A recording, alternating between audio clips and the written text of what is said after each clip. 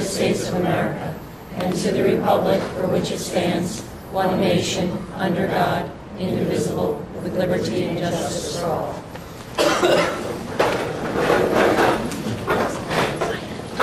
Good evening, everybody, and thank you for coming out for our October 20th, 2016 regular Board of Education meeting. Before we begin, I'd like to thank Mrs. Clinton, Mr. Stanmeyer, and their staff for having us at the middle school this evening, taking us on a little tour. We are going to get things started with our Superintendent of Schools, Mr. Michael Brooks, with correspondence and communications. We do not have any correspondence and communications to report at this time, correct, Mrs. Gonzalez? And we'll move on to our reports for the evening, again with our Superintendent of Schools. Thank you very much, Mr. Bell. Welcome, everyone. Thank you for coming to the middle school. Certainly, middle school, thank you for hosting tonight. We appreciate the time that we're going to be spending with you tonight. Before I really get into a reporting of what I'd like to present to everyone, I do want to pause for just a moment and recognize our Board of Education. Next week is national, or at least statewide, Board of Education Recognition Week. The New York State School Boards Association promotes this each year, and I certainly would like to take a moment to thank our Board of Education and certainly highlight to the public what a Board of Education does. Now, there's a poster up, and it's also being posted in the schools. School boards lead so students can achieve, and I think that the Board of Education that you're looking at right here absolutely exemplifies that statement. This year, and in previous years as well, but this year also, this board has taken a strong stance in putting together a goal set that helps lead this district. We're looking at our goal set that focuses on finances, focuses on academics, focuses on wellness. These are very, very important elements, but also focuses on their own operations. And transparency and public work is extraordinarily important to this Board of Education, and it shows in the way we conduct our meetings. So we certainly would love to have a crowd like this at every meeting. Typically, we don't have a crowd like this at every meeting, but you're always more than welcome, and I think you'll learn an awful lot about the functions of this group and how they support learning in this school district. But just to give you a little bit more specifics, just to read a few statements from a fact sheet, school board members take on one of the most important citizen responsibilities, and that's overseeing the education of the community's youth. By setting policy, by establishing financial practices, it is the group that sets every tone that we work under every day. Creating a shared vision, setting direction for the school district, providing accountability for achievement results, developing a budget, aligning district resources to improve achievement, supporting healthy school district cultures, and many more things too.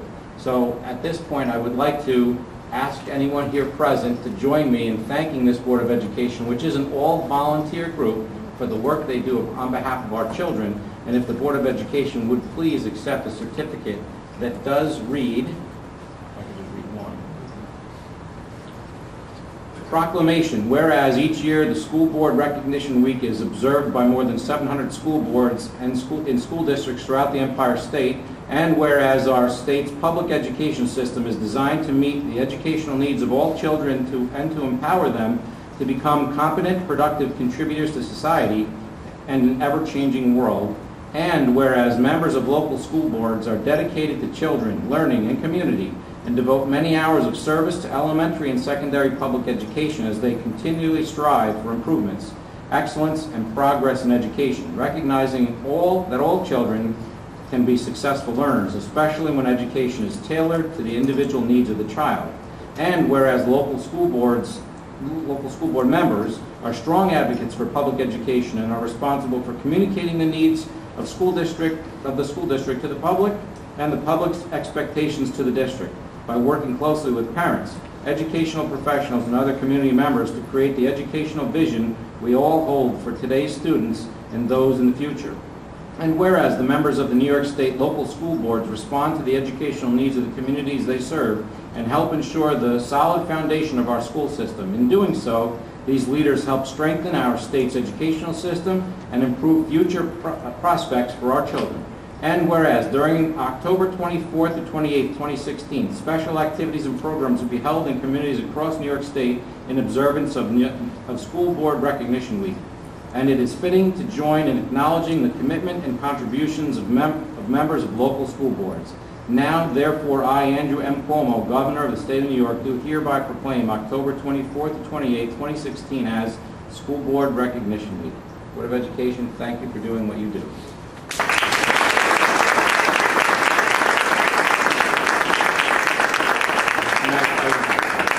Irene will have a copy of that for each of you as we complete the meeting today. So thank you very much, everyone. You're a fantastic group of people that advocate for our children every day, and we appreciate that. A couple of points that I would like to report out. Ms. Heck has some information for us regarding an English Council Award and also a question that came up at last board meeting regarding CPR and first aid. So, Ms. Heck, I'm going to pass that over to you. Okay, which would you like first? It is completely up to you. It's my honor to share with you, is that on? That Ms. Ricky Masella has been selected as the New York State English Conference 2016 Educator of Excellence Award. She will be attending a conference tomorrow with the English department in honor of that. The Educator of Excellence Award honors teachers who are leaders in the classroom, collaborators with colleagues, and mentors for teachers new to the profession. She has been acknowledged for implementing best practices and for challenging her students to become skillful readers and writers. Her work has shown dedication to her own learning and her profession that inspires her students and colleagues. She will be attending tomorrow with the English department from the high school, as well as Ms. Neely, who will be representing the school district. It's a great honor. I think all of our English teachers at some point over their career have received that honor. Good clap for our teachers.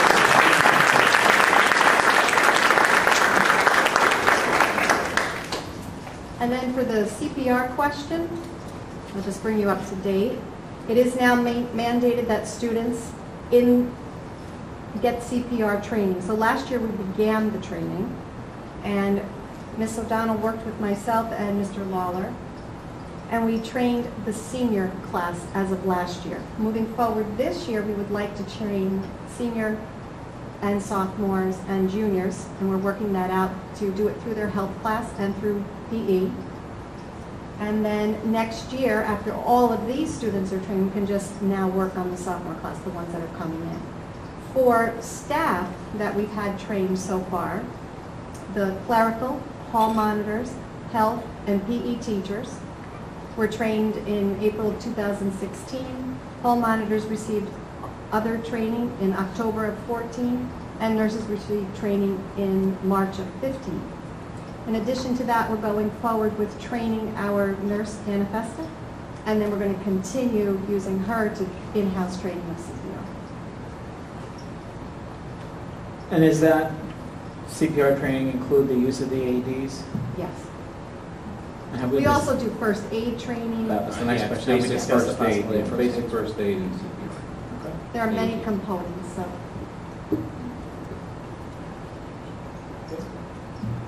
Was your question, Chris? Yeah.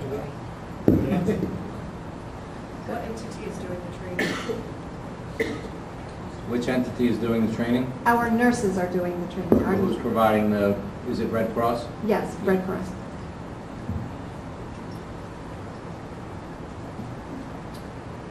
Next, I do have a question for the Board of Education to, just to give me some guidance as far as how you want to proceed with it. I know one of the board goals is looking into electronic meeting documentation.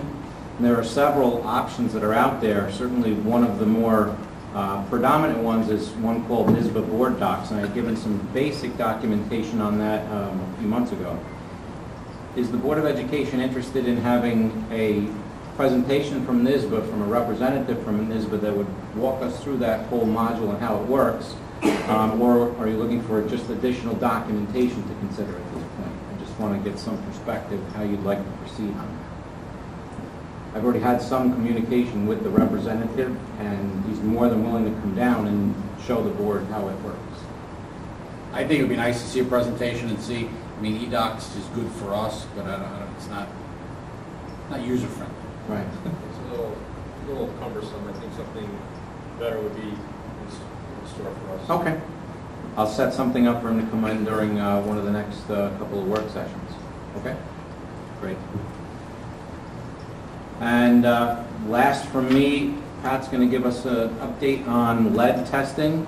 We will be complying with our public notices. Just to give, actually, I'll let Pat give a little background on it. Sure. So we did complete sampling at the elementary school. Just for some background, we had done on our own prior to this mandate for testing. We had done testing in all 3 buildings.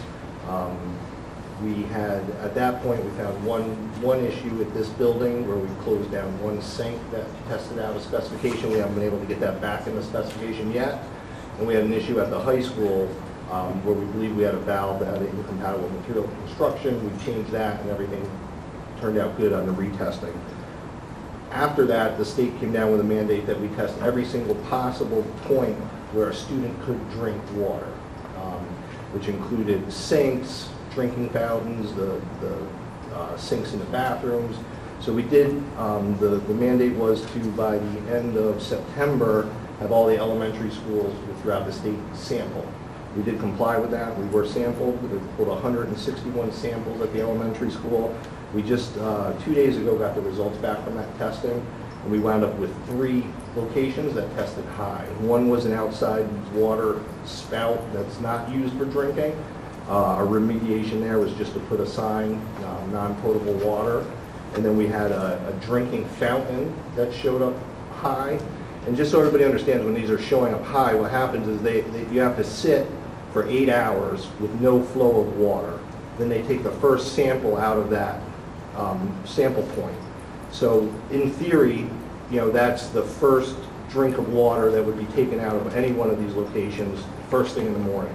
So when you hear something came up out of specification, it doesn't necessarily mean it's out of specification throughout the entire day. It's that first amount of water that comes out of that faucet. So we did shut down that drinking water faucet. And we will look to remediate that by adding a filter or whatever mechanism is necessary to get that within specification. And then we also had a sink in the kitchen that was used for washing dishes, which again we were able to label as non-potable water. The average failure rate is 10 to 15%, so at 161 points, we would have expected about 24 failures, and we actually have about 1.86% rate, so much lower than what the average is, and very manageable for us. This morning, Larry was here with the OU risk management people at about 4 o'clock, and they sampled both the middle school and the high school. So I think we're probably about 4 or 5 weeks on the results right now, because they've been continuously backing up as more samples have been taken statewide. So again, once we get those results, we'll then interpret whatever failure points we have and come up with a plan to remediate that also. Any questions about the water? Pat, while we got your ear, just could you give us a quick update what's going on with the library? I know you've talked to me. Sure. So we do think that we were able to identify what was causing the problem at the library. We think we had a mechanical failure of one of the louver motors. The way the air handling unit is set in that facility, it'll blend between drawing fresh air from the outside and recirculating air on the inside, depending on the CO2 levels, the humidity, relative temperatures. We were able to identify what we believe was the cause. Is one louver motor was not operational and was allowing that outside draw to remain fully open at all times. So I think unfortunately at the time of year that this happened, we also shampooed the rugs and cleaned the chairs in that library space during a high humidity ambient environment, and I think it was just the conditions were right to spur that growth. We've since taken numerous steps. We brought in commercial dehumidifiers to dry the space. We brought in air scrubbers to help scrub the air. We also actually physically removed each individual book in the library, wiped them down, wiped the entire cabinets down, cleaned the entire space.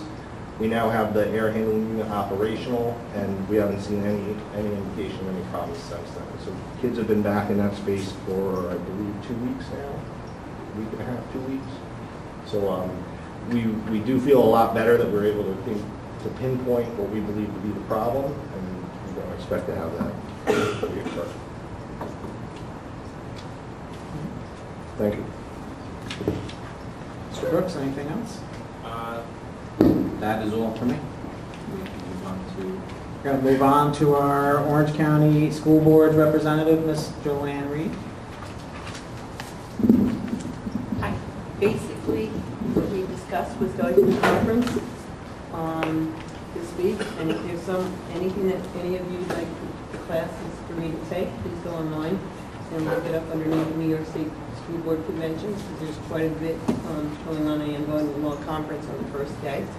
The other nice thing was that we also discussed was the Lions Kids Recite, which we do here in Marlboro. It goes from, I believe, up to the age of 6, where they come in and scream. They showed us the machine and how it works and how fast and how quick it does and how they've flagged kids that actually need help.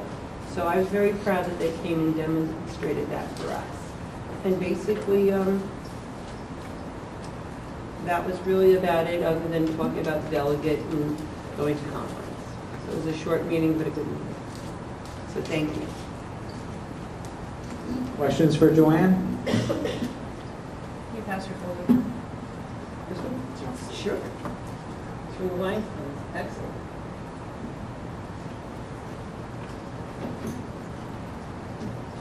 We'll move on to our Ulster County School Board's rep, Mr. Frank Malazzi. This quarter's meeting was on the night of our last board meeting, so, and nothing out of the minutes of substance. So they were talking about the school, the conference also. We'll move on to our student representative. Hi, good evening. October has been the month of homecomings at Marlboro High School. We had Spirit Week last week, which a lot of students and faculty participated in, which led up to our football team's annual Black and Blue Bowl against Highland that we won 59-3. And the team also celebrated their senior homecoming. This Friday will be the first game for the sectional title. Both girls and boys soccer celebrated homecoming along with the volleyball, swimming, and tennis teams. The Messenger sisters won both the Mahalls and sectionals for this tennis and will be making their way to states at the end of this month. In celebration of our Spirit Week and homecoming, the varsity cheerleaders threw their annual homecoming dance. And the juniors and senior girls had their annual powder puff game, where seniors defeated the juniors 12-0. Our academics club, Science Olympiad and Mock Trial, started up again this month, and they're looking for new members to bring to competition. The Safe School Ambassadors also had their first meeting of the year and hope to become a help to prevent bullying within the school. Next month, they will be training a group of middle schoolers to help in the lower levels and be prepared to take their spot once they come up to the high school. Also, tomorrow, Lane Crew is holding an ice cream social to bring freshmen and senior leaders together. Thank you. Thank you, Michaela. Any questions from the board for our student representative? With that, we're going to move on to our presentation for the evening. I'll turn it over to Mr. Brooks. The Board of Education has set a primary goal of an academic focus, monitoring programs and improving programs and assuring student achievement. So administratively, we've been looking at 3 overarching questions to drive our own goal set. 1, how did we do last year? 2, are we teaching the right things? And 3, are we teaching the right things well? It's as simple as that. Now obviously the devil's in the details, so the presentation you'll see tonight kind of weaves through the set of board goals and those 3 overarching administrative perspectives. So without any delay, I'll give that over to Mrs. Clinton, principal of the Marlboro.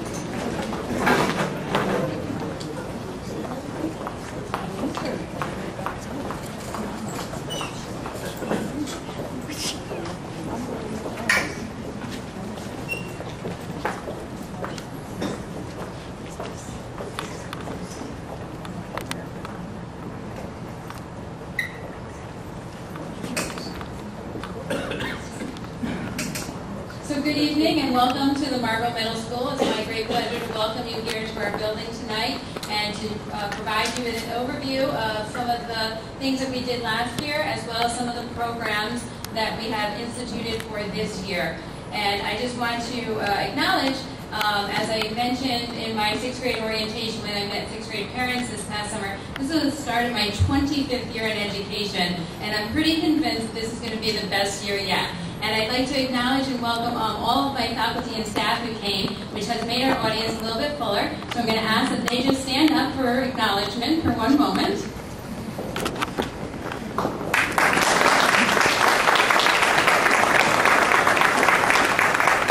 So we do appreciate them joining us tonight, as well as we have, as you can see over here, some of our teachers prepared to speak to you about some of the slides that we have prepared for you. So,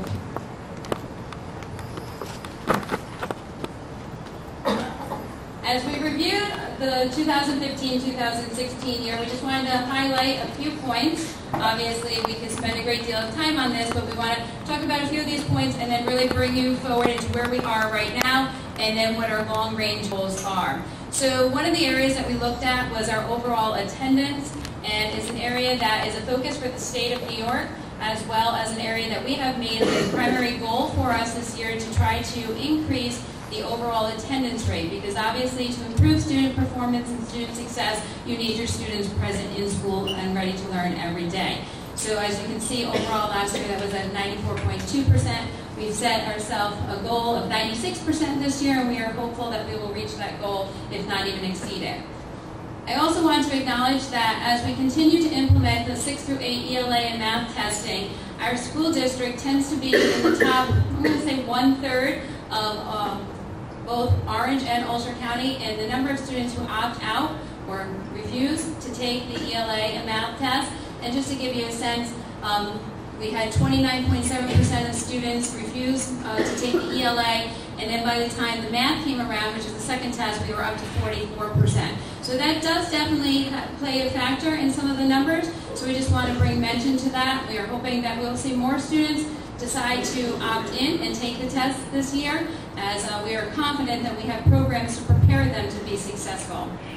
Last year also, we had 43 teachers and 30 non-teaching faculty and staff. Non-teaching would be more of around the lines of counselors, speech teachers. They don't have traditional classroom settings, so that's where that number comes in, along with our paraprofessionals and our teaching assistants, etc. Over the course of last year, we were charged with reviewing and revising all of our curriculum maps. So we have done that, and we are to ensure that we are teaching the right things. And I think overall we were doing well, but it certainly did tighten up the system and made sure that all of our curriculum maps are current and made sure that all the teachers were on the same page as regarding that. In addition, I just wanted to note that last year we had 32 8th grade students take the algebra regents. If you're not aware, the algebra regents actually counts on their high school transcript. And we had a 100% passing rate, along with 35 students taking the living environment exam with a 100% passing rate as well. Last year we had 164 8th grade students take the Spanish exam, which also counts for high school credit. We had 137 students pass, and in addition we provided a summer program and we had 12 additional students pass. I just want to bring note to that because that particular class was the class that only had Spanish in 8th grade. So you'll see as we moved our program back, in a later slide you'll see that hopefully our numbers will start to increase because our program has been rebuilt after we had some of those cuts in the past.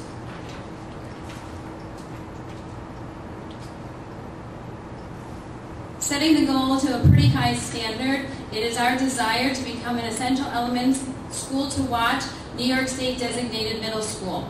That is our overarching goal that we'd like to strive for. Currently, there are 28 schools across the entire state, 28 middle schools that are actually designated as essential element schools to watch. So if you think about it, it's a pretty lofty goal because there's a lot of middle schools throughout the state. And so that is really kind of the eyes on the prize that we have in place for us right now. And I'm going to say that's probably not something that I'm going to tell you is going to be in place by the end of the year because it is a multi-step process. But we are fully engaged in looking at how we are doing with the rubrics that they provide and all the information they provide, because that is our ultimate goal. Setting some of the board goals for the middle school this year. One of our goals was to increase student engagement and connectivity academically, socially, and emotionally, where all students' needs are being met and success is possible. So this really aligns well with the board goal number 1. And it also addresses the idea of what middle level education is all about. It really focuses on the whole child, not just the academic component of the child, but their social and emotional well-being also. Another goal that we're looking at is looking at the benefits of homework. You hear a lot of discussion around the benefits of homework at the elementary level. And as a middle school that has 6th grade in there, we kind of blend the two worlds of elementary and secondary. And really analyzing how we're doing. Is our homework meaningful, purposeful? Does it support academic growth? And so we have a task force coordinated around this that has met. We also have some students who have helped draft a survey to provide to their fellow students to see how they feel about homework so we can gather data. We started to analyze how much teachers count homework, a lot of different work going on in that area. And of course, with our one-to-one initiative coming up, it made most sense to incorporate a goal around incorporating meaningful technology implementation in the classroom. And we are already utilizing to our fullest capacity all of our Chromebook cards and the computers that we have in the building, but we are anxiously awaiting more devices so we can take that to the next level. I'm going to turn it over to Mr. Stanmeyer, who's going to talk a little bit about some of his targeted goals for this year as the assistant principal. Thank you, Mrs. Clinton. You mentioned 25 years ago, I was entering the 6th grade, so it's kind of an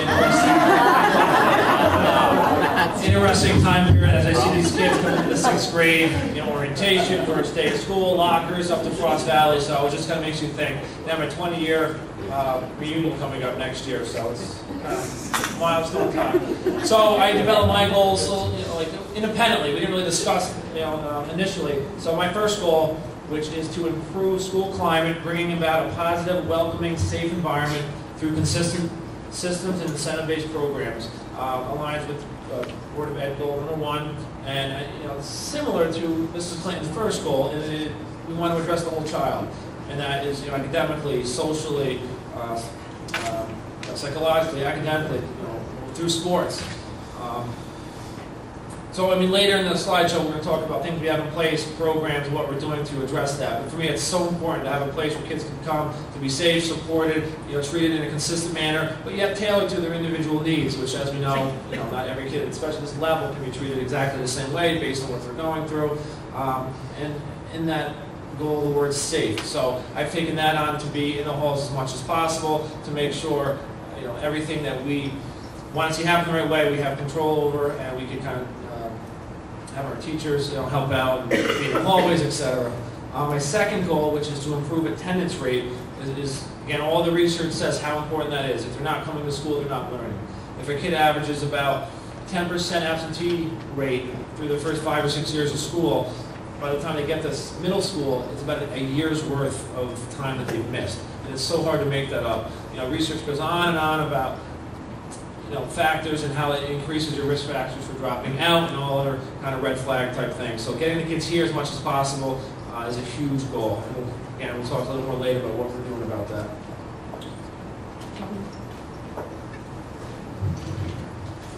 I'm going to get him back later for that. And I just realized, just the last thing that was on that slide goes to that next level. Are we teaching the right things and are we teaching them well? So that's really the charge that we talked about, not only as administrators, but also as we turn it over to the department chairs. So I'm very fortunate in a moment to turn it over to our ELA department chair and our math department chairs this year, who will talk to you about all the hard work they did over the summer and to look at the results, as well as all the hard work that they do every single day in the classroom with students. So we're going to start with the 6-8 testing, and specifically around ELA, because as we know, the New York State report cards for schools always looks at these as indicators. So we did mention earlier that the opt-out rate is high, and we'd like to see more students participate, but you can see where we performed in comparison to the Orange County schools as well as the Ulster County schools in grades 6, 7, and 8. And we definitely recognize that there's still work to be done. And we continue, like I said, to strive every single day to improve performance, to make sure that we are teaching the students the right things, to make sure that we are teaching them well, and to really analyze and look at our data. But I just wanted to say that sometimes those numbers don't tell you the whole story.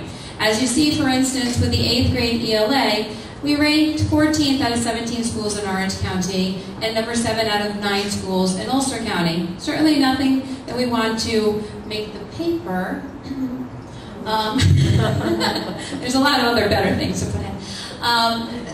But we want to recognize, when you look at the cohort, and you look at those 8th grade students who are currently our 9th grade students, the number of students in 7th grade who received levels 3 or 4 was 15%.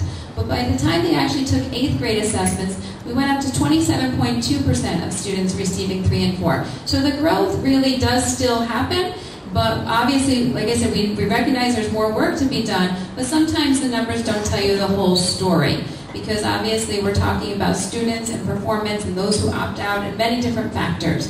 But with that being said, we also very closely analyze how we performed and ways that we can make sure that we are teaching the right things well. So I'm going to turn it over now to the department chair of the English department, Alicia Hudak. Thank you. Good evening. So what have we learned? The ELA department, although we're pleased to have shown some growth, we are aware that we need to continue to support our students in areas of grammar, reading, writing, and vocabulary. A careful analysis of our test results over the summer guided our work in curriculum writing to address our students' needs. Having this data in mind, we have implemented a school-wide writing format to bring our students to greater heights.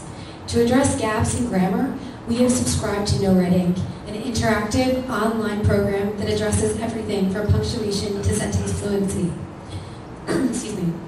News ELA is another powerful tool as it fuses timely articles with testing questions. Students are able to change Lexile levels to suit their needs, annotate text, and self-assess their work to help increase their skill levels. Finally, in an effort to infuse technology and prepare our students for the future, many teachers have employed blended classroom models through Google Classroom and Edmodo, which gives students the opportunity to communicate with one another and with teachers, submit and edit work, and utilize online resources at home and with Chromebooks at school. With all of these programs in place, we continue to expand our practice and grow as professionals. As always, our top priority is our students and their continued success in ELA and state assessments. A paramount experience we had this year was through a workshop with educational guru Alan November during our superintendent's conference day. We were inspired by his philosophy on education, as well as the many exciting resources he presented to help increase student achievement through interactive websites such as Prism, Verso, and the Wayback Machine. We also strongly feel that in order for our students to be engaged and maintain ownership of their learning, they must participate in activities that are hands-on, applicable to a real-life experience, and provide them with important questions and themes. We have recently found success with activities including Shark Tank, Breakout Classroom, Socratic Seminars, and mock trials.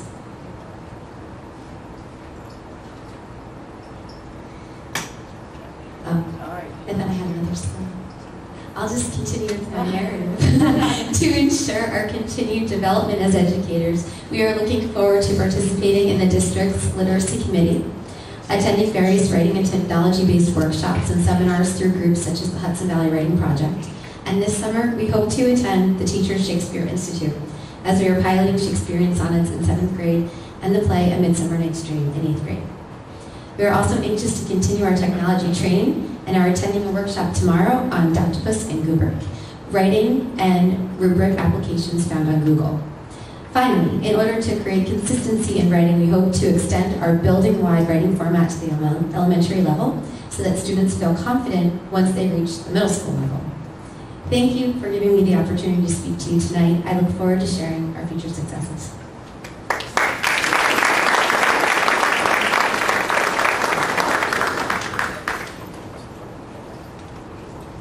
We're going to continue by talking about our math performance, as again we have listed up there how each grade level performed compared to other schools in Orange County as well as Ulster County.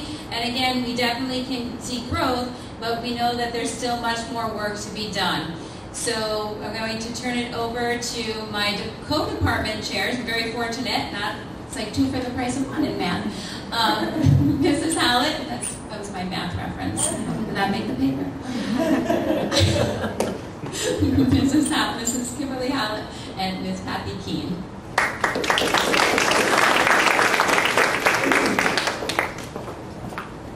I can't see far and close, so I'm going to try to. I'm just going to go in front. All right. But, yeah.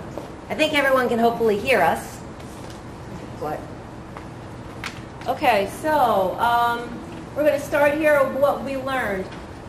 Gratefully, every summer over the past, I would say 10 to 12 summer, we've been fortunate enough to meet and do some of our best work for summer curriculum writing.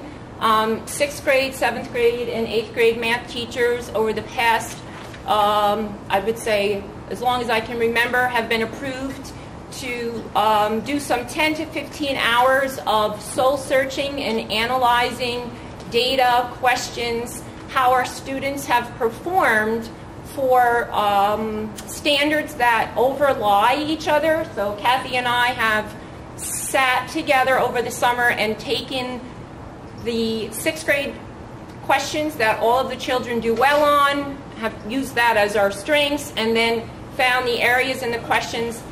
The BARS data, which is the BOCE's assessment reporting system, allows you to run about 10 to 15 reports, very granular and very generic. So we have the opportunity to look at that information, although sometimes it comes in extremely late, and I say late as in the end of August. Those students that we have already taught, the data relies on them, and then those new students are going to a different grade level. So although it's useful for longitudinal studies, for example, if we have the same error being made by all of our students year after year, we focus on those particular types of errors. But some of those students, as we get that data in the end of August, they have left that grade, so we're getting the data after, and then they're going to the next grade. And it's not always true that a skill that is, although math is foundational, a skill that happens in 6th grade is going to be essential in 8th grade. So we have a little bit of a challenge, but so do all the other 17 school districts. Although I was very inspired to hear about all the technological opportunities that students have in today's educational arena, as a teacher, and most of our math teachers subscribe to, that pedagogy is really the main, good teaching practice is really the main emphasis that we're focusing on, and not necessarily the medium or the vehicle that excellent pedagogy comes through. So we are continuing to look at best practices, whether we decide as a team through research to utilize technology to make the best practice even better is something that we're, I wouldn't say struggling with, but constantly researching to make sure that if we choose technology over a teacher, that we're choosing it in math for the right reason. Collaboration from grade level to grade level we identify as a critical element. In our building, I would say our math department has excellent collaboration over the summer, throughout the school year, throughout the math department meetings every month. We are hoping to increase collaboration between buildings. So 5th grade to 6th grade, because of the physical building separation, and from 8th grade to 9th grade, we find traditionally that there is a dip in scores traditionally between those two grade levels, and that may be a factor in why that happens. So we're hoping to, in the end of June, when a lot of this information that we have in our brains is alive, that we can share those. We actually had a meeting a couple years ago with Mrs. Toombs. I think you guys were also at it. We found it to be extremely enlightening, because we were able to take the 5th grade knowledge of those specific students and design a program in 6th grade that was very tailored to that group that was coming in.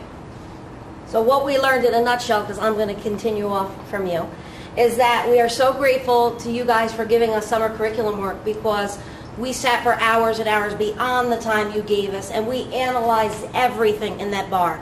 We found, what are they not doing? What are they doing well? We took question by question, we analyzed it, and we said, this is what we're going to teach from and teach to.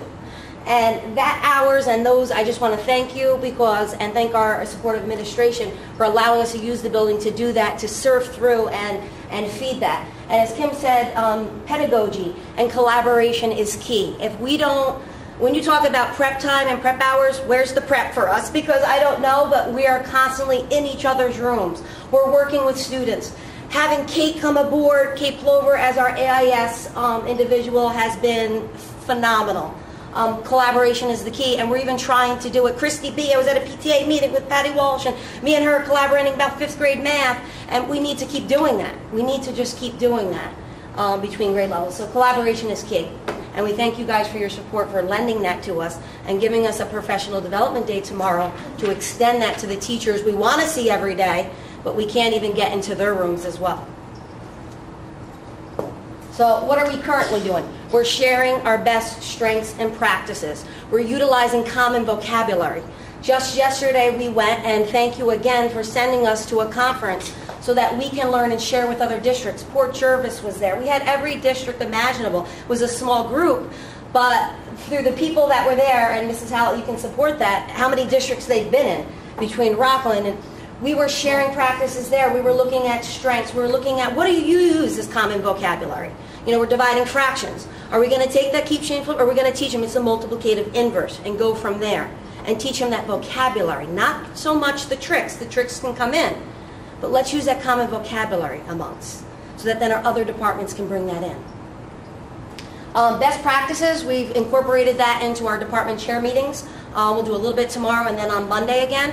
And we are going to share out what is your best practice. This is a misconception that we're having from grade 4, 5, 6, and 7. How are we going to fix this, and how can we share it with the elementary school, and then so on and so forth. So that's part of our department meeting. You got to come in with a best practice, and let's share it.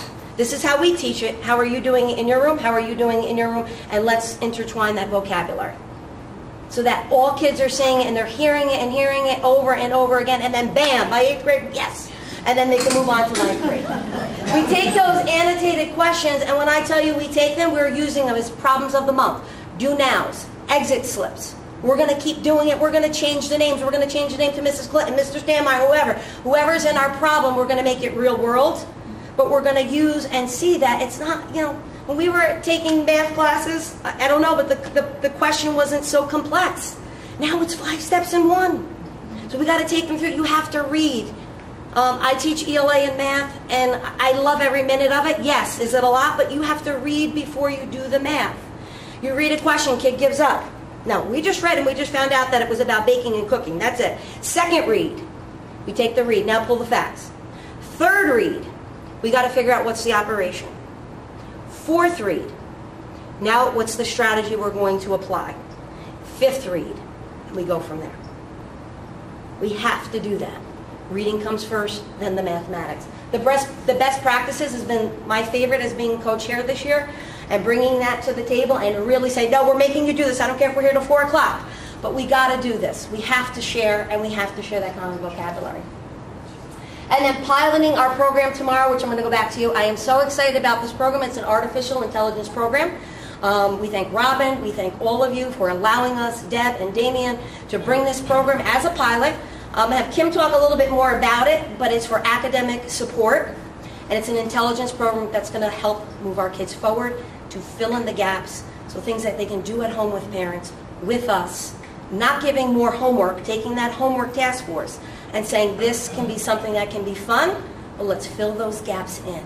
And Kim, let me have you address that in the next So we found that McGraw-Hill has an online textbook component that we had access to many years ago.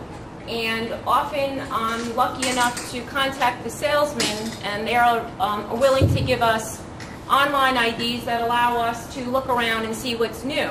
So this past summer, we invited someone in to come. We saw this a system called Alex. It's typically, it's based on artificial intelligence, so it's a human brain doing the decision making, and it's called adaptive education. So a gentleman is going to come in, or actually I think it's going to be a woman come in tomorrow. Mm-hmm. It is geared toward RTI level 2, which is really students who are deficient within one math grade level. And what it allows is they take a diagnostic test, which is between 40 minutes to 1 hour. The system is intelligent enough to build a student progress educational plan that in an AIS or an academic lab where we typically have anywhere between 10 and 15 students, it allows each student to work independently on their own progress plan.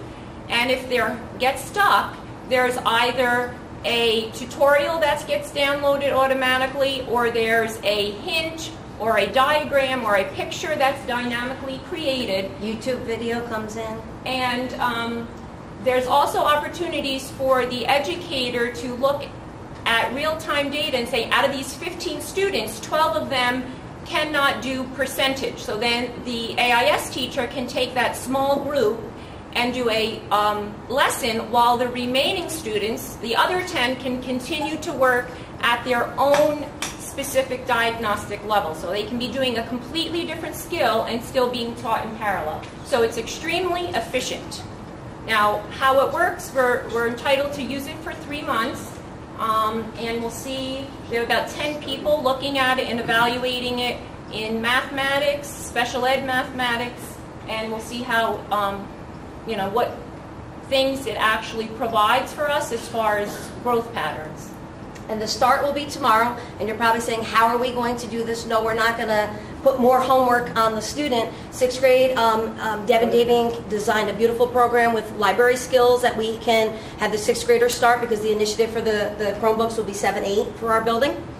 And then 7-8 between the labs and between us, even assigning that as a homework assignment, or getting the students that do not have computer access, where we can actually bring them in to work with them even after school. So it's a 3-month program that we're going to try and see, but the goal of it, spitting back the goal immediate to us, saying here's my 10, take those 10 after school, take those few with our AIS, and we just start targeting and then build from there, and then we can give that extra practice at home when needed, and they can continue throughout the summer. So our opportunities for growth in the future. We're going to implement Alex. We're going to take off. We're going to give you an update after the next 3 months, let you know. And with our Chromebook initiative, we'll see where that goes. Professional development, we need to continue. In order to improve practices, we need to continue to offer it. We're going to use our IT people in place in our buildings. Tomorrow, Mrs. Weiss in our building will be part of our training. Mr. Morello will go from there.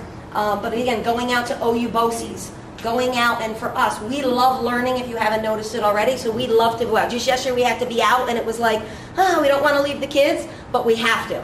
And then we came back and showed them things immediately, what we're learning, so we can continue these best practices. We also, again, and I know Ms. Hudak, Alicia actually fed on this, but across grade levels, we want to start with 4 through 8. We're so excited for the departmentalization. We thank you. I think that's the way to go. Start from 4 to 8, build with that writing program, and build with the math program that we have in store.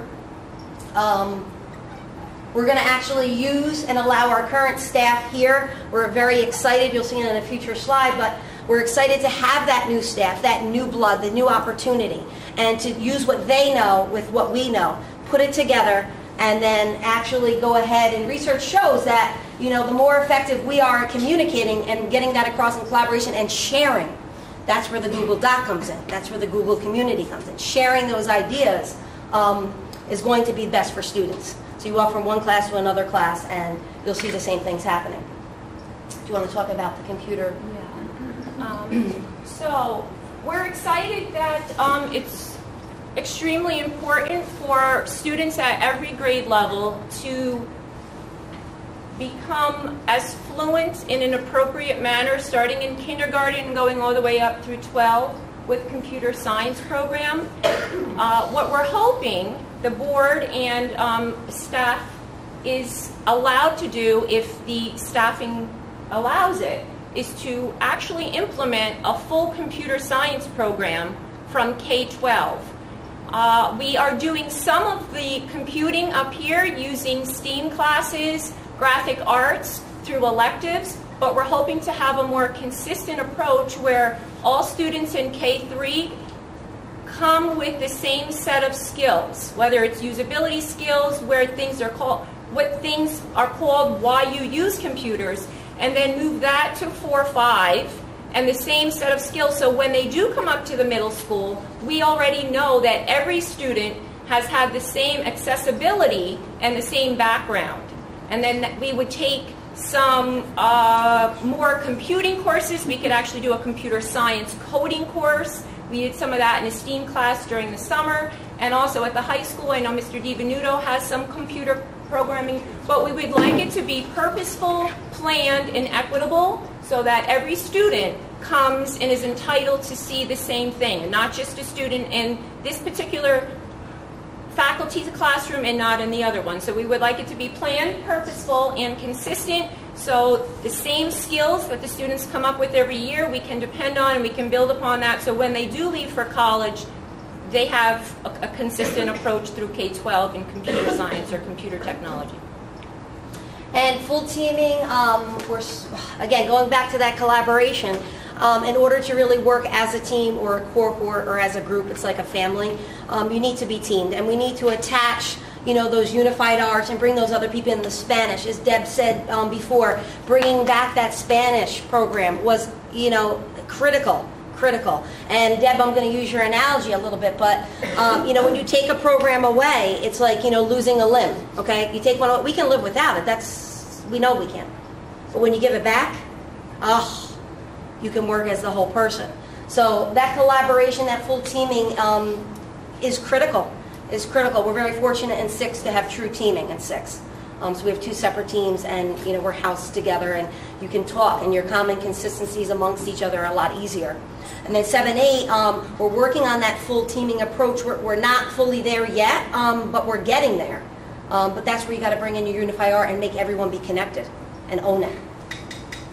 So our model is evolving. How is it evolving? With our current practices, we have your veteran teachers, we have our new staff. We have our experienced teachers from other districts. We have teachers that are coming in, bringing things from other districts. Not only just going out to BOCES, but teachers that have been hired that have been other places, and they're bringing their wealth of knowledge. You know, the new students that we're getting each year will bring you something, and we got to use that data on top of the data we have, and we just got to weave it together. Student teachers are a big plus. They come in having a wealth of knowledge as well.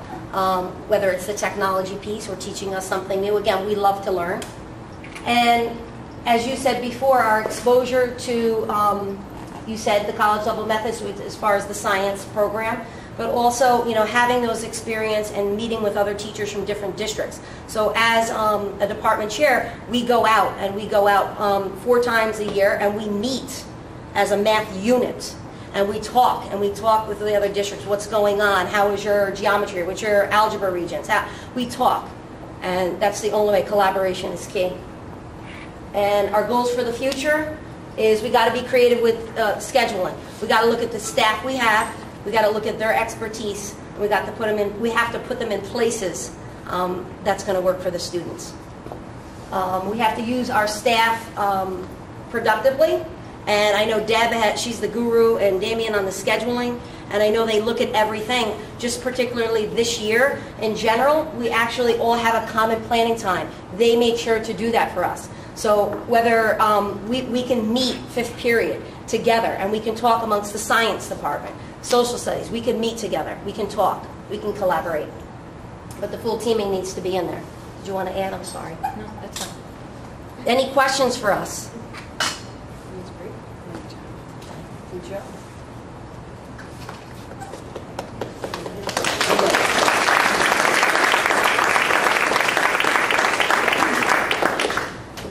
Thank you. As you can tell, I'm truly blessed to work with such passionate teachers and have a magnificent faculty and staff here. So just moving ahead and just kind of wrapping up on a couple of things that we're also doing for the 2016-2017 school year. As Kathy alluded to, we have an increase in our AIS services for 6th grade with a new hire who helps support both ELA and math.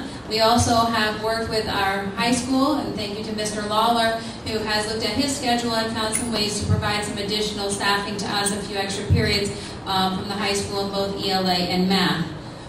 We are grateful to have the full return of our 7th grade Spanish program for daily instruction. So once again, the students in our current 7th grade will have 2 years before they take that assessment that counts as a high school credit. So this current 8th graders, last year we slowly started to bring it back, and they had 7th grade Spanish every other day last year, and now we'll have 8th grade Spanish every day. But really having the 2 solid years prepares them appropriately to make sure that they are successful. So we are looking forward to those numbers of students who successfully pass the Spanish assessment to increase over the next 2 years. We also have increased opportunities for enrichment for students in 6th grade who are at or above grade level in math and science with some of our STEAM courses. So we've incorporated our technology teacher, one of our science teachers, and one of our music teachers, all to put that program together. And I believe we have somewhere around 60 to 70 students in the STEAM course in 6th grade this year as an enrichment opportunity. We are utilizing our team meeting times more fully this year. In general, we are meeting as not only with the team of teachers, but they meet with the counselors and the administrators, and we go over any kind of concerns or successes academically, as well as addressing, like I said, the importance of the whole child at the middle level, and looking at any kind of social or emotional issues that may be going on to ensure that we support them so they can be successful. And we truly have embraced technology to a fuller level this year, and you will see as you go around the classroom that technology is being utilized at all times. I literally walked up the stairs, looked in the first room, took that picture today and added it in, and I could have taken it from a variety of classrooms, but they were sitting there, that's actually Ms. Hudek's classroom, and using the Chromebooks for an activity that she was working on with them.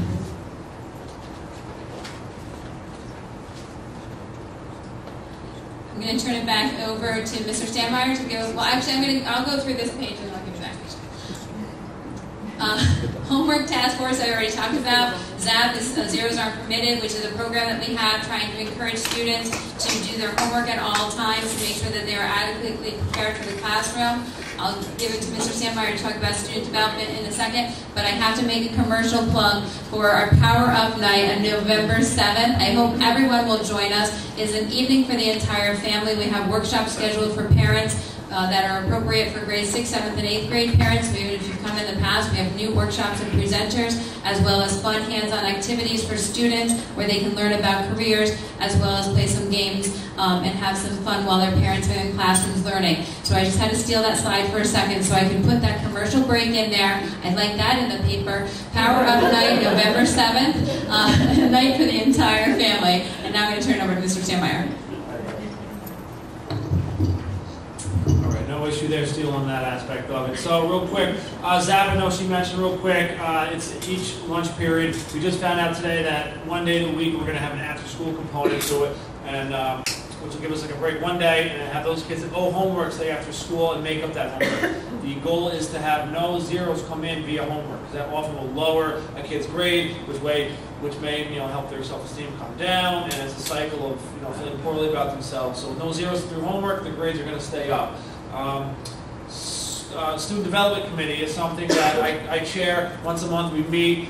We had our first meeting a few weeks back. We had about 13 staff join us, and the goal this year is going to be really data-driven, looking at things like referrals, OSS, ISS, attendance, and really try to improve those numbers. That's part of my goals. So we're meeting next week, and the goal from that is going to be to come up with one programmatic change or one incentive program to turnkey back to the building. So we're thinking after the first quarter of the school year, kids that have earned it through attendance, grades, and behavior will be invited after school from like 2:30 to 4 for kind of games and other enrichment type activities. So we're going to iron that out. That's an example of what we're doing at the Student Development Committee. Attendance Committee, in coordination with Mr. Bukatsis, last year we met district-wide. Within the building, we have a strong team of the nurse, social workers, school counselors, myself, Mrs. Clinton, to really focus on who are these kids that are out, why are they out, how can we support them. So far we've made several home visits. We're on the phone often with CPS if it calls for it. There's robocalls. Nurse Beck is just tremendous, communicating with their families daily. Mrs. Krakalici likewise. So brings us back to communication. Every day we talk. Who's out? Why are they out? What can we do? And that's so important to get those students in any way we can. And there's going to be a few that we just, for a myriad of reasons and whatnot, that we can't improve, but the goal is to improve it and get those kids here. So, and lastly on this slide is the mentoring program. Currently we have 19 students being mentored by 17 different staff. The goal of that, again, is to start at a foundational level and hopefully build up the capacity each year that we have this in place. My expectation is about 2 to 4 times a month a teacher may meet with a student, check in with him or her, be a voice that, be an ear that they could listen to, get advice from them, just have another person in the building that cares about them, another hook for them to come into school, want to come to school. I know Mr. Hudak's been plugged tonight, but I'll do it again. One student that she's mentoring made a mention that he comes to school really, one reason is to meet with her. They go over their vinyls and they talk about records and how that's coming back.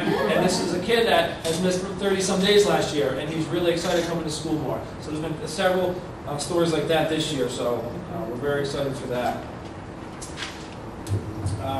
Some other things that we do, and the more you think about it, the more things just come into your head and we jot down. So Coffee being Good is a lunch program. Our lunch staff is excellent by handing out these tickets. The kids fill their names out. We have a raffle once a week for a free ice cream or coupons to like McDonald's, stores, Frank's, stuff like that. SWAT breakfast twice a year. I think we're in our 15th year of recognizing breakfast. What I said? 15th breakfast, right? Of recognizing students with admirable traits. Traits is what SWAT stands for. Sorry, I'm talking so quick. I'm driving off here. Sorry. Rewards for consistent school attendance. This week, I raffled off a pizza party with myself to 3 kids in each lunch period who had a perfect attendance in September. So that was no lates, no early dismissals, and no absences. And we made a big show in the cafeteria, and everybody was very excited for that. Frost Valley, we just came back from that. Assemblies where we have individuals come and with a focus on diversity and inclusion. Dr. Mikey Fallon, James Childs, Oldeas, I know it's district-wide, but that's been a great thing to have once a month. We meet, we have again, Mrs. Garita makes wonderful lessons. Just couldn't do it without her. Mix It Up Day, which is coming up soon during Spirit Week. We encourage children to think outside the box. Mix up the way they do things. We're thinking about changing the periods. Instead of 1, 2, 3, 4, we're going to do 2, 1, 4, 3. Just to kind of put them outside their comfort zone so they understand what it's like to maybe be different or not have a day where things aren't the norm. So how hard that can be for certain people. Middle school ambassador program, student council, and Mrs. King here has been a tremendous driving force behind our district-wide cancer awareness team. And there's a picture up there in the top right. And she's brought together the community, the students, the teachers to give back to the community with families. And I want to thank the community, and I want to thank Miss Horton, Miss Reed. I saw you licking those ice cream cones in your families at Mary Jane's. So thank you for supporting us and coming out. We have 8 families identified in our school district going through cancer-related illnesses. 2 of them are teacher families. It's just it's a thing, and I want to thank Mr. Brooks for allowing us to do this. The kids in the gym classes, Patty in the elementary school, those kickers with Mrs. Taddeo, and in your phys ed classes, thank you. Our classes, Mrs. Lipsy, thank you so much for allowing the kids. They're kicking. When they kick, they have a pledge coming. If they just bring $1 or whatever, it's just going to a cause, and it's helping our community. So I want to thank you for supporting us with that, for the pledges that came home, for all those different things. Patrick, thank you for that 315 bus. I had to throw that in there. Thank you. They can make our signs and our banners and get home at a reasonable time and still do their sports. So, thank you. You just make Patrick cover the building for you for 2 days, and next thing you know, you get the bus. Thank you. So we were only supposed to talk for like 15 minutes, and we totally know we blew that. So if we're graded on that, we're not getting a good grade. We hope you feel like you have a better understanding of the wonderful faculty and staff we have here, how we look at our programs, how we support our students. And we're just going to wrap it up with a very short video, that 2 minutes, that shows our trip to Frost Valley, something we brought back for the 6th grade to get to know our students, to build our team with our students. I feel like now when I walk through the hall, I can name almost all 100 of them that went, in addition to some of the ones that didn't go. So I feel like I'm getting to know almost all of their names. We had 14 staff members attend, faculty and staff members, 8 parents come along with us, 100 students, and it was just a blast. And so I'm just going to finish with the video.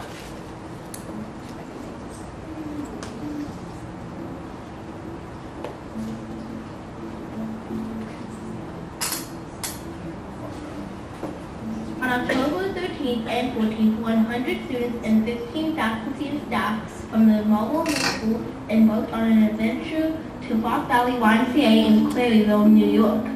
Fox Valley fosters skills for trust, communication, positive group dynamics, and problem solving. The activities conducted at Fox Valley help meet learning standards for New York State curriculum with a focus on real-life skills and problem solving.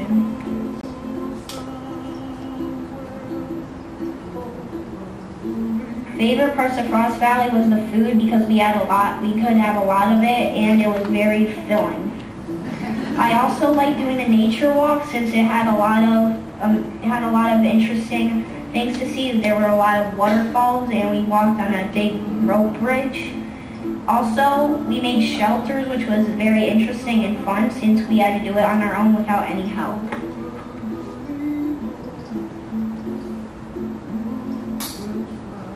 At Frost Valley, we went hiking. We went on a whale watch and we had to balance it with our whole group on it. We went on 2 cable bridges and we also learned survival skills, including how to build a fire and how to build a waterproof shelter.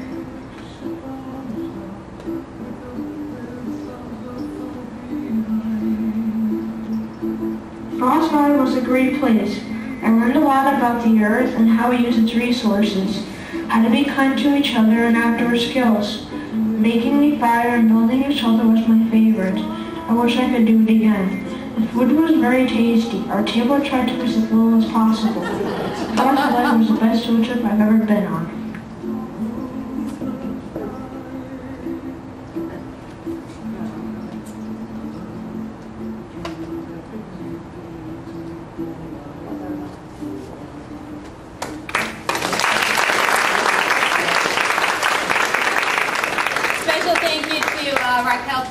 and Cassie Messina for putting together that video, and you can tell that those are authentic things that students are saying about their experience. So if we all had a great time, again, thank you for your patience and endurance through our passion here, and if you have any questions, we'll certainly be happy to answer them for you. You gave so much information, I really appreciate it. I was wondering if you had a hard copy of your presentation. Would you like mine? We're also going to be posting this on the website within the next couple of days too, so it'll be available with the PowerPoint.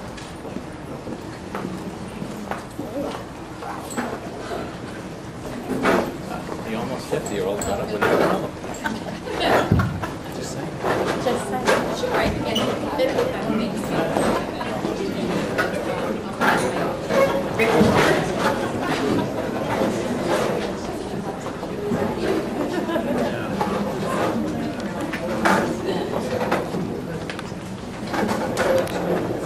All right. So, Mark, that's Power Up Night, November 7th. Yeah. And then I'll give you a copy for the presentation. Good. Any other questions? Mr. Brooks just has a few things to wrap up with. If there's any questions first, certainly. Any questions? Like I said, we're going to post that PowerPoint online, do some reorganizing of a couple of things and get that up there so it's available publicly. I'm leaving with an impression here, and I truly appreciate the staff that came out tonight and participated in this process, but I hope you take away from that the passion that I saw. And that surely is what we look for, people with passion.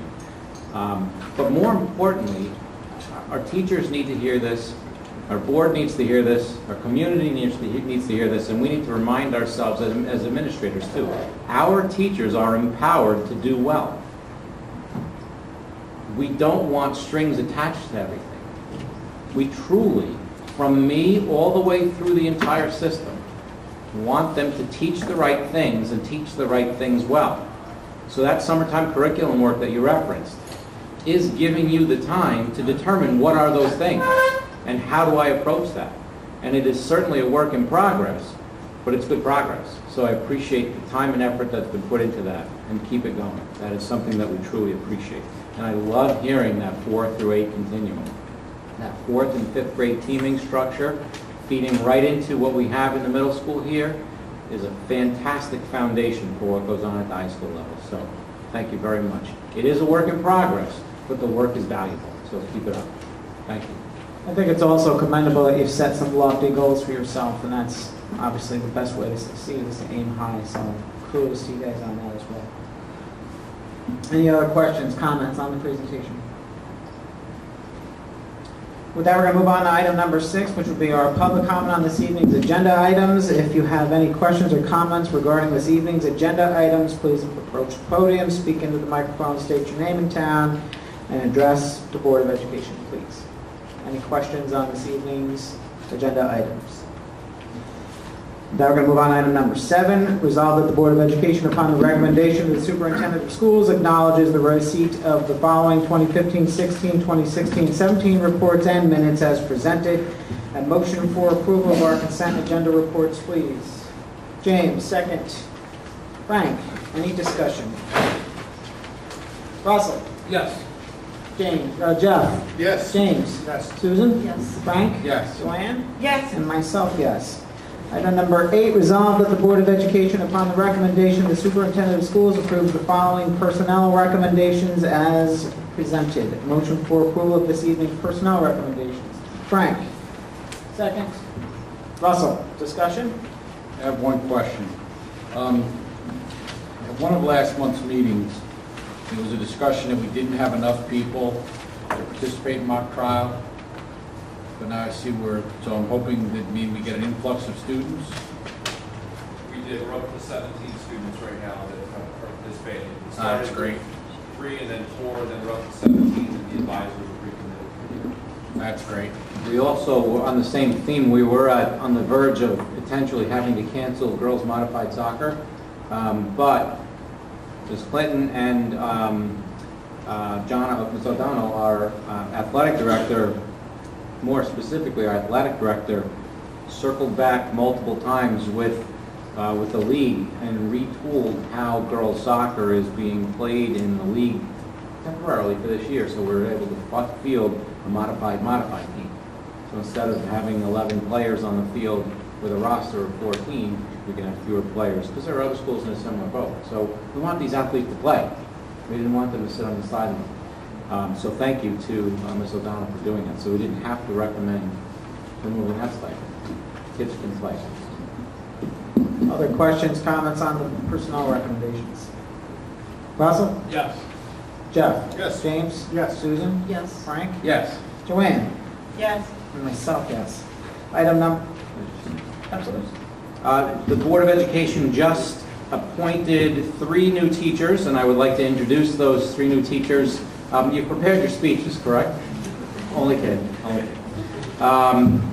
Natalie Pascal has been appointed as a special education teacher for us here in Marlborough. She comes to us with certification in special education, elementary education, nursery through 6, and English speakers of other languages. She did her undergraduate work at Mount St. Mary College in Hispanic Studies and has a graduate degree from SUNY New Paltz in TESOL. So, Natalie, welcome to Marlborough.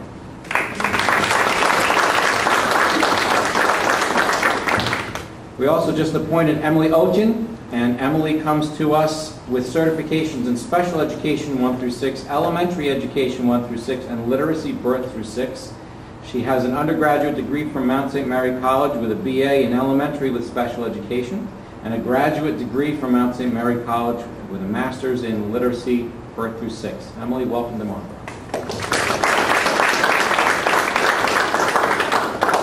And Elisa Wood has been appointed as the new school psychologist. She is coming with school psychologist certification with an undergraduate degree from Hofstra University in psychology and a graduate degree from Marist College in school psychology. Elisa, welcome. I'm looking forward to seeing you in the hallways. We'll see you soon. Welcome. Moving on to item number 9, resolve the Board of Education upon the recommendation of the Superintendent of Schools acknowledges receipt of the CSE CPSE recommendation meetings as listed below. Motion for approval of this evening's CSE CPSE recommendations. Russell, second. James. Discussion? Russell. Yes. Jeff. Yes. James. Yes. Susan. Yes. Frank. Yes. Joanne. Yes. Myself, yes. Item number 10, resolve that the Board of Education, upon the recommendation of the Superintendent of Schools, approves the following administrators as having completed the lead evaluator course from Marlboro lead evaluator course for evaluation of teachers effective September 22nd, 2016, as listed. Motion for approval of our APPR lead teacher evaluator recertification. James, second. Frank, discussion? So we're approving that they've completed. They are being evaluated. Correct. APPR, my microphone keeps on tipping over, sorry.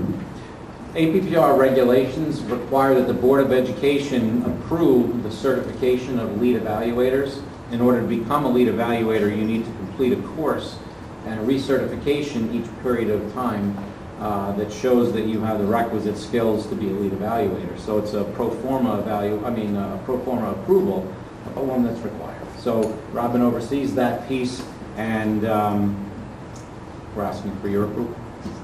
So my question also is, at this point, how many do we have that are approved? All administrators. Just the ones that are on the list tonight, do they have to be recertified every year? Or? Good question. I was recertified in a different meeting, and now we have 2 more that have recertified in that meeting. So it's just who's on the list now can just do the evaluations? These people plus myself Right. can do the evaluations. They That's what can I'm do asking. the evaluations, but they're just getting a recertification. They've already been certified to do them, so they can continue to do them. But by the end of the year, we need to have a recertification, which will be recertified for tomorrow.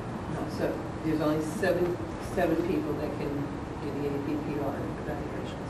That's what I'm asking. The administrators. Yeah, we have 6 building administrators, plus we have Robin and we have Rose. Right. Yes. Thank you. Other questions regarding APPR lead teacher evaluator recertification?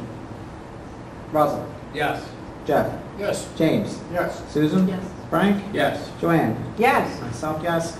Item number 11, resolve that the Board of Education, upon the recommendation of the Superintendent of Schools, approves and authorizes the Superintendent of Schools to sign the following agreements as presented with Discovery Education. Motion for approval of the contract for this evening. Frank, second. Susan, discussion? What is, Discovery Education is an online streaming video service. So this is the contracted amount to pay for the streaming videos that can be shown in classrooms. thank you. Other questions, comments about the contract? Russell? Yes. Jeff? Yes. James? Yes. Susan? Yes. Frank? Yes. Joanne? Yes. Myself, yes. Item number 12 is a budget transfer. Resolve the Board of Education, upon the recommendation of the schools, authorize the following transfers for the 2016-17 school year as presented. Motion for approval of this evening's budget transfer. Jeff, second. James, discussion? What exactly is this for? This is just because of the way we budget Robin's salary through some grants. We cover it through the general fund and then make an adjustment later in the year. Any other questions about the budget transfer? Russell? Yes. Jeff? Yes. James? Yes. Susan? Yes. Frank? Yes. Joanne? Yes. Myself, yes. Is there any old business for this evening? I just have one quick question. I missed the last meeting. Has there been anything done with that flag at the high school? It's a small item, but Larry, the flag that was referenced at the high school, I thought that you guys looked at it and made some determination that it was, I think it was replaced, or which one was it specifically? the public goods one, it's kind of pink. The school flag, not the American flag, the school logo flag. Yes. It hasn't been replaced because it's not in yet, but the new one was definitely. All right, thank you. Yes. What I'll probably do is be taking that one down for the winter shortly. We usually take that down and then come summertime, springtime, we put that. Thank you. Other questions or other old business? Any new business this evening? I have a couple of items. I had a few of the residents of the town that attend junior varsity games that had approached me and asked me why we don't play the national anthem before these games. And I inquired, and I gave them the response from the athletic director, which was multifaceted. And their response was, we have a beautiful flag that sits in the middle of the field, or in the middle of the athletic arena. Why, if we're not singing the national anthem, why can't the pledge to the flag be said during the junior varsity games? So I'm proposing that question. Is it something that could be addressed? And there's a long-standing sports etiquette guideline regarding the national anthem being played only once at a single facility, regardless of the number of games being played. So if you go to a baseball doubleheader, they play the national anthem at the first game, not the second game. The same goes for if two football games are played in the same stadium, if the Giants and the Jets were to play at home on the same day on the same stadium, technically they're only supposed to play the national anthem one time. They do that at all the playoffs. When you go to any of the regional playoffs, when there's multiple games in a day, only the first game gets it. But the JV games, because we're barred from doing the scoreboard, also don't there's have no access to there's the no PA. reason to play it. But there's no reason to. I don't think there's any regulation or Right, anything says you can't say that the pledge. prevents you can't say the pledge. right, I mean, I think one of the concerns was that so many of these kids are being brought up in the town leagues, and you attend any of the town league games, and they're either saying the pledge or the national anthem is being played. And I certainly understand the reasons that were given. I think from a perspective of what these children have learned growing up, and now they're getting to an older age, and suddenly that has been instilled in them is no longer being a part of that foundation. And I don't know if it's being explained to them or not, but I think also too, the students obviously every day say the pledge to the flag, but a lot of the residents that come to the games, I think they especially, many of them are veterans, and I don't believe you need to be a veteran. I think you just need to love this country and be patriotic to be able to stand and salute the flag. And so I think that it would be a pretty easy fix. Did she mention, I didn't have to follow up myself, but did she mention if there's any league restrictions on that, or is it purely a home team option? She did not say that. She said that she gave the reason for having multiple games happening at once. Which is an etiquette piece, I guess. Yeah, that is an etiquette piece. Also, too, there is a component. I think that someone had mentioned along the way, if the National Honor Society has projects that they have to do, can't someone from the National Honor Society come and volunteer to play, bring their boombox? I don't know, do they even exist anymore? I'm really dating myself. What's a boombox? Bring their iPod. Oh yeah, I'm really dating myself still. Anyway, you got the drift. So is there a project that they could do? But then I guess that did become a flag etiquette issue. So do you play it for JV football? Do you stop another arena and have everyone stand at one time? So I think there are those things that have to be figured out. As far as MHAL, I think, like Frank said, because they're not keeping score, you're not paying somebody to come in and do the whole. But we should have a system that we should be able to put up also. Let me spend some time looking at board policy right now and see where that weaves into board policy, and maybe we can look at it from that perspective, because if the sentiment is that way for sporting events, then certainly the board may want to look at that from a broader perspective of other events as well. Certainly we say the pledge before each publicly assembled meeting. That's more a matter of state statute too. So let's look at it from a broader perspective if you're okay with that. Yeah. Let me do some research on policy. Okay. Did you have anything? I did. You know, I'm listening to these amazing presentations given about all of the hard work that we're doing to prepare our children for college, and I mean, it's clear that the morale is up here in the school, and you all have a focus and a goal. I do have a concern about the children that are not, per se, college bound. There has been so much attention, it seems as of late, that, you know, we're a country that is no longer giving our children that are not college bound the skills that they need. And, you know, I know that we have a beautiful facility in Goshen that our children can go to in regards to VOTEC programs. My concern is, what is the process that these children are identified, they're talked to, they're counseled, are they encouraged? And furthermore, how do we encourage our children that fit into that category? How do we encourage them to say, I want to leave my peers for this specific time frame throughout the day? And because I think, as we all know, friendships, you know, and the social camaraderie that goes on in high school is just as important sometimes. It ranks high up there. So how do we encourage them to take this trip? And furthermore, have we, or I shouldn't say have we, but I'd really like to be able to consider what we can do, whether it be with the facility that we have in Middle Hope.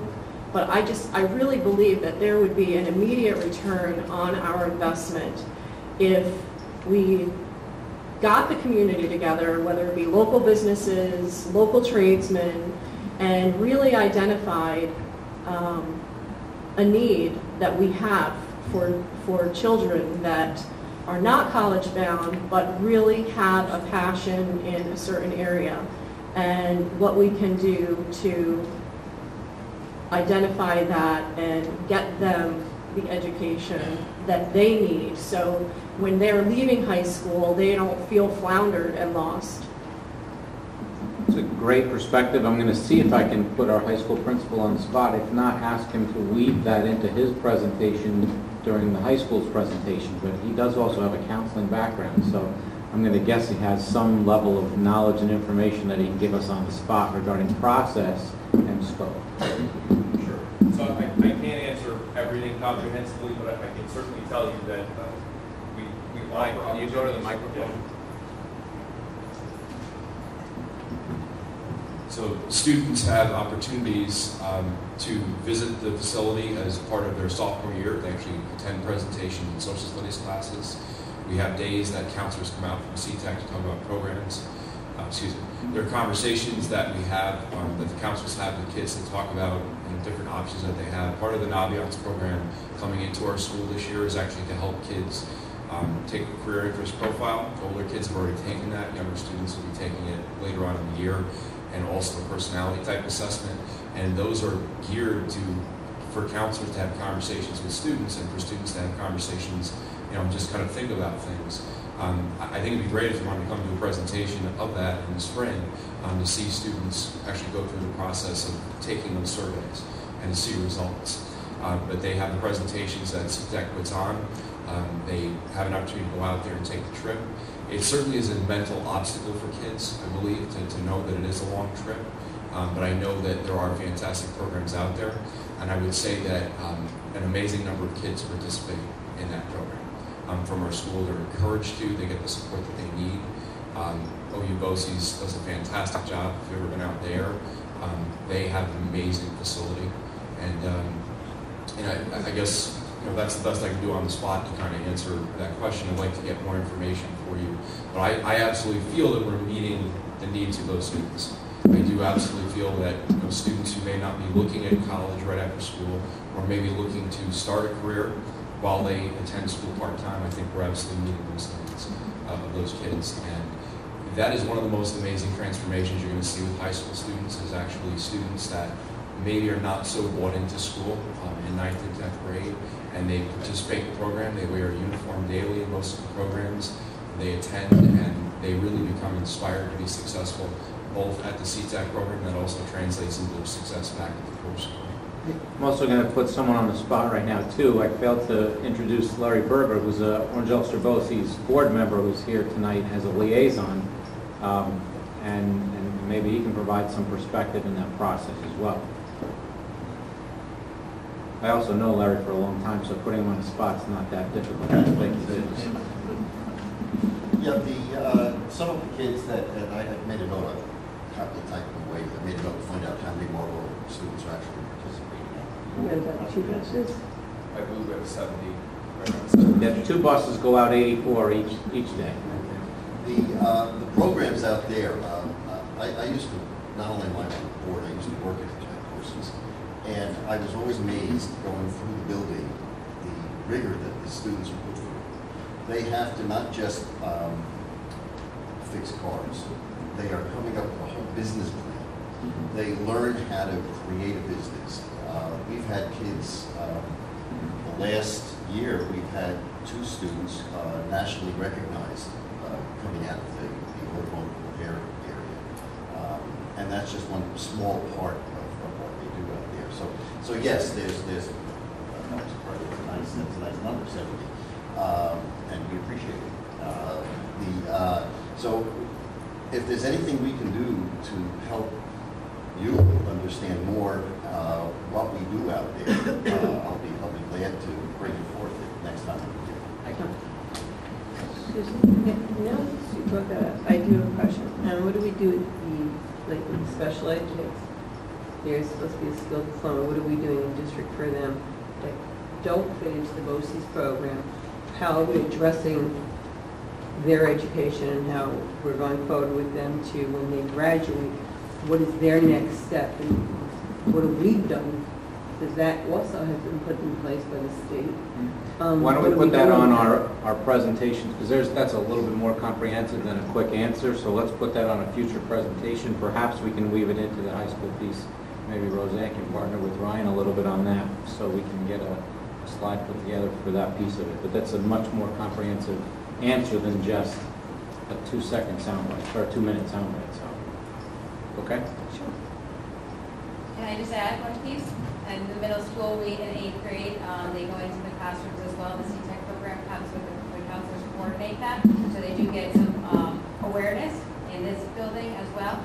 And at Power Up Night, all of the... November 7th. November 7th. The CTEC programs are supporting many of the hands-on activities that the students are doing. So be it culinary or law enforcement. So they're going to have exposure to that as well. So that's just a little component that happens here before they have school. Do you see that, I mean, obviously a child saying, I have a passion in this area and this is what I want to pursue, I mean, that is ideal. And I know that the facility out there is phenomenal. My concern is that child that's kind of falling, in the cracks a little bit. Do we have an assessment process, perhaps, that, can identify that earlier on so obviously there's the educational component that has to be met, but so that child doesn't become discouraged, and then you start having an attendance issue and many other issues. Is there an early identification counseling type of process that we have that can help these children with, like at the middle level? Just not whatever level, just, obviously the early high school level, to get to a point where they can say, because a lot of times kids are just not going to say, I'm going to go on the bus to Goshen. And, maybe this is an opportunity for Orange Ulster-Boces to come a little bit closer, perhaps an annex in Middle Hope, I don't know. But Every time I see Bill Hecht, I tell him we have space if he would like to rent. I think Naviance that's new this year, right, Ryan? Yes. Yeah, we didn't ever had that before, so I think that's going to be that assessment. Okay, thank you. Other new business? Any other items? Well, I have one. It's always cold in the buildings. No offense, but every time we come, it's always cold. Is the classrooms like this during the day? Gotta keep them awake. That's right. No, I have to tell you, it doesn't keep you awake because for me, the colder I get, the tireder I get. He also does keep the germs down, too. It is chilly. It is a little chilly here. I think Larry tries to keep the ambient temperature down also depending upon the size of the crowd. So, you were... Normally this cold filling in. Right. No. When you fill this room with a bunch of middle schoolers, But it's not there's some only- energy that... But I hear you, it is a little chilly. My hands are cold. It is some of the other buildings too. That was it for me for other items. At this time, we'll take the opportunity to recognize district residents that may have questions, comments for the board. If you do have questions, comments for the board, again, please approach the podium, speak into the microphone, state your name and town, and address the Board of Education. Mark. I just want to ask a question about, recently it came to my attention that there was a swim meet that was canceled, and some mix up with the football team, and also is there an issue with the pool itself? I just want to ask about that. Yes. So I can talk about the issue with the pool, and then somebody else can talk maybe about the other issue. But we did have an issue with the pool back when they did the high school renovation project. They did some repair work and some upgrades to the pool facility. Fortunately, when they didn't redo all of the piping associated with the filtration process, so what we discovered was we were having a problem with the backwashing of the filters, which is essentially how you clean the filters. The filters filter debris out of the pool. You then have to remove that debris from the filters. And they're sand filters, and what we had happen was we had 6-inch piping that was installed new, but it was adapted to existing piping, which dropped down to 2 inches. So in the backwashing of the filters, we didn't have enough volume of water passing through to effectively clean the filters. They could moderately clean the filters, but over the period of the last 4 or 5 years, the debris load just reached a critical point where we were no longer able to effectively clean the filters through the backwash process. So we did make some changes to that piping. We did really backwash that system on Saturday, and the pool bounced right back, and it was very evident, Larry was there to witness it, that the filters were pretty dirty with buildup over those period of years. So we now have a new process in place for backwashing those filters that will prevent that. Excuse me? Past Saturday? Yes. Okay. So that will prevent us from having, we're having turbidity problems, Mr. Waller, which was essentially that when we were backwashing, we were kicking more material back into the pool instead of being able to flush that material out of the system. But we do have that in place. The other piece, Mr. Waller. And the other was, I think you're going to need to ask a question to the athletic director for the specifics, but there was a scheduling snafu that occurred on a Friday, I don't know if it was last Friday or the Friday before, with swimming, with space, with locker rooms. There was a meet, wasn't it a swim meet? Correct. Okay. Correct. So it was canceled, this meet? The swim coach and athletic director conferred and decided that the best thing to do would be to cancel it because of that. Did that happen just once or twice? I'm only aware of once. We had cancellations also for the water issue. Right, we had to move because of the pool, right, the clarity of the pool, but the scheduling piece was just once. Yes, the meets they were canceled in the moment and moved for another day. Right. Okay. Thanks. Now, I have a question about the pool, because this is something that goes back away. When we put the pool filter in, there were supposed to be brand new filters being put in. So this is telling me that the sand filters are not working properly. No, they're working fine. Sand filters work perfectly. The problem was a large pipe was dumping into a small pipe, so the volume couldn't be handled, so that actually kicked water back into the pool. Once the sand filters got filled up with debris, they could no longer mask the water that wasn't being kicked back. It actually started kicking debris back into the pool. We resolved that now. And I understand it, but what I'm saying is that we're not cleaning the filters properly, or we're not cleaning them the way they should be cleaned. That is correct. We were not able to do that because we weren't able to get enough volume of water to fluidize that sand bed in those filters and remove that debris. But we've since replaced, and we now run 6-inch piping all the way through the discharge, so we no longer have that restriction. And that was what happened Saturday, is we backwashed that, and we are now effectively backwashing. To be clear, we thought we were cleaning the backwash system, but it wasn't kicking any debris back in the pool, so we didn't realize that it wasn't actually backwashing the sand filter. We hit that level where it does kick it. My question is, who is responsible for the maintenance of the pool?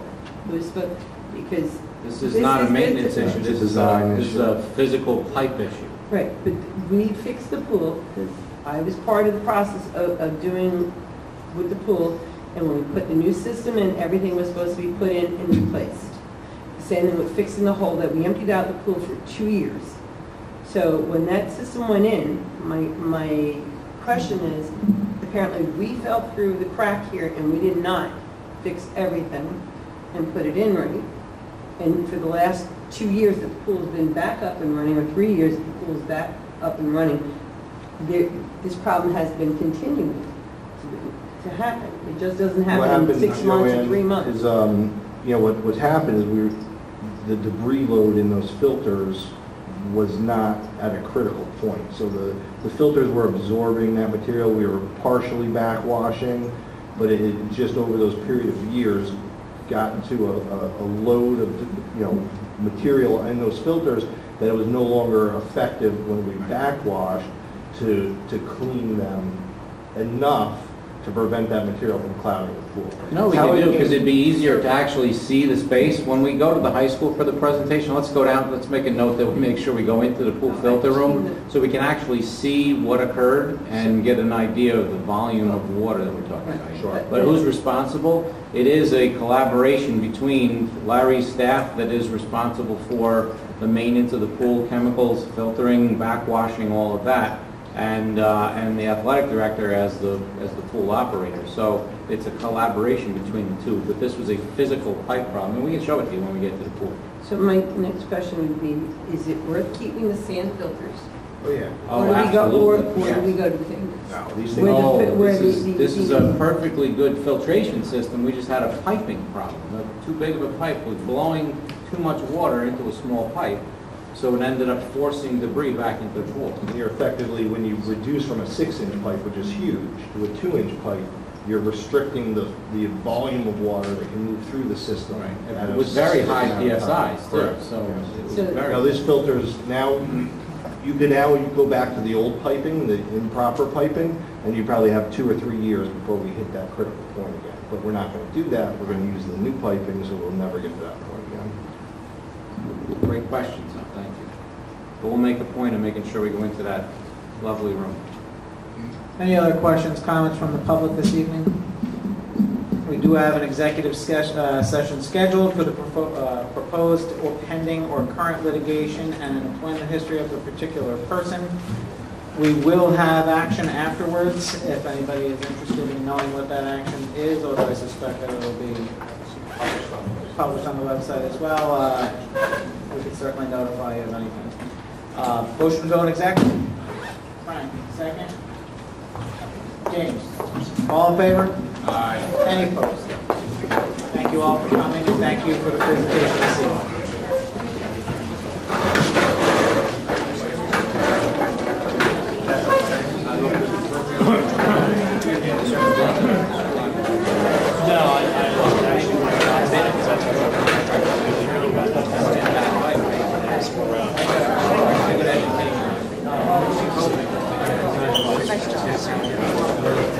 Nice job.